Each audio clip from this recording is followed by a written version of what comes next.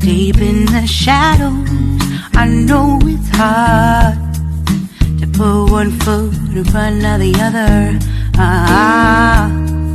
Hello guys, good morning. Dito na naman tayo sa extra challenge. Good morning. At good evening at ano ba? Good afternoon sa inyong lahat kahit saan man tayong tulok ng mundo. No? Mag-extra challenge si Marchie ngayon guys. Magluto ngayon ng Bicol Express. Pero hindi naman alam ni Marchie gawin yon. Kaya nagiging Bicol Stress. Char. Ayan, kasi order to ng aking bisita ngayon. Tara guys, tungayan natin. Ayan, pantsamba lang to guys ha. Ito yung ating bawang at saka sibuyas. Ang ating pork na maliliit pagkaiwa or strips. And of course, ang ating sili. Ayan, lami-lami. Black pepper. Ayan. Ating iigisan muna to. At meron na tayong gata guys. Nakahanda na yung ating gata. Ayan. Alright. Mainit na kasi yung ating mantika. Mali siya. Kawali kanina. So, nagalit lang yan siya. Pinagyan natin ang ating bawang.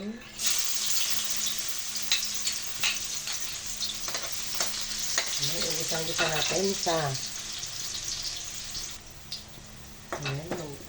lagay natin na tayong sibuyas.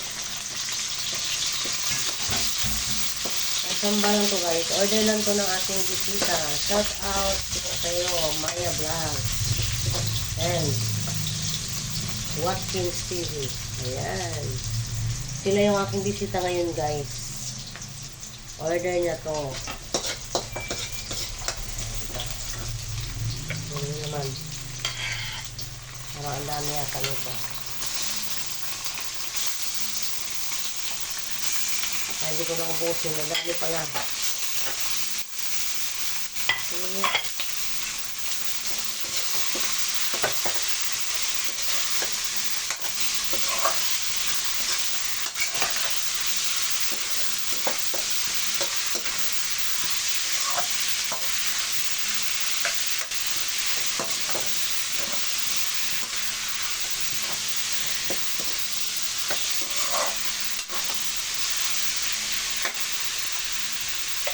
Ubus ko na lang.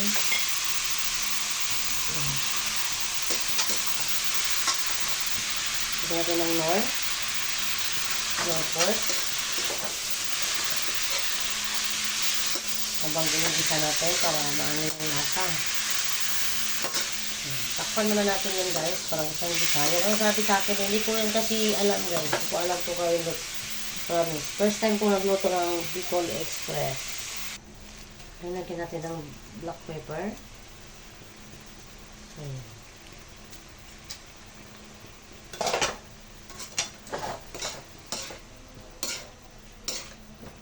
Haluin. Nilagyan ko yan ng konting Diyos ko guys. Nilagyan ko siya ng nor at saka konting magic. Ayan, konti lang.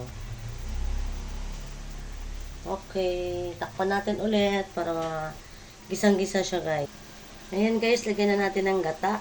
Kasi habang nagluluto ako guys, ay yan ang pampaluto ko muna sa gata ha.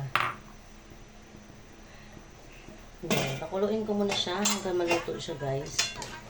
Ayan, anuhin nyo lang ako guys ha, kasi first time ko lutuin ito. Pagpasensyahan nyo na to para maging sinabawan to. Sinabawang Bicol Express. Ayan, antayin natin ang update.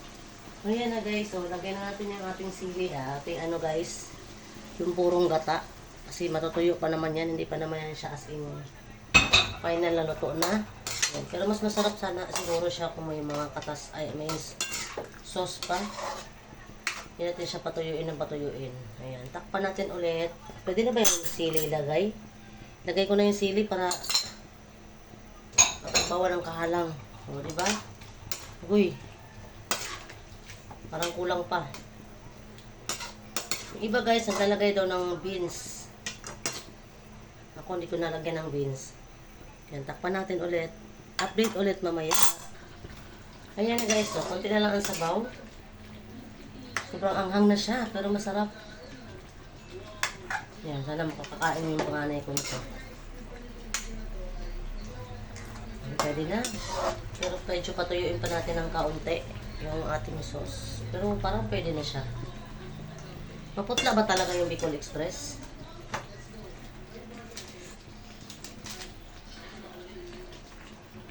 Pero masarap siya kapag maraming siling green.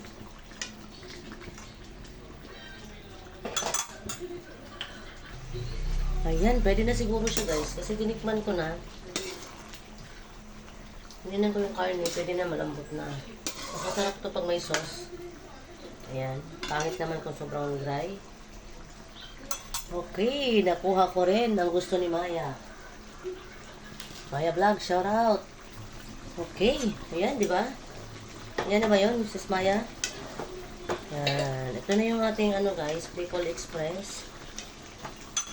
Bicol Express, pero Bicol Express na siya kasi nakuha ko naman yung lasa. Ayan, guys, masarap na ulam. Sobrang anghang, pero masarap. Alright. Antay na lang to sa ating bisita. Ayan na guys, ang ating Bicol Express. Ayan, nakalagay na sa ating Tupperware para ready na sa ating bisita. Maglinis muna ako ng kusina at sala kasi parating na sila. Ayan. From ano lang yun guys? From Manila yata. Pero galing Hong Kong. Ayan. Umuwi ng Ilocos. Pagbalik ng Manila bago pumunta ng Hong Kong, pupunta raw muna siya dito. Ayan guys. Bye-bye. Salamat sa always support na sa akin channel, Marchie Vlogs. God bless.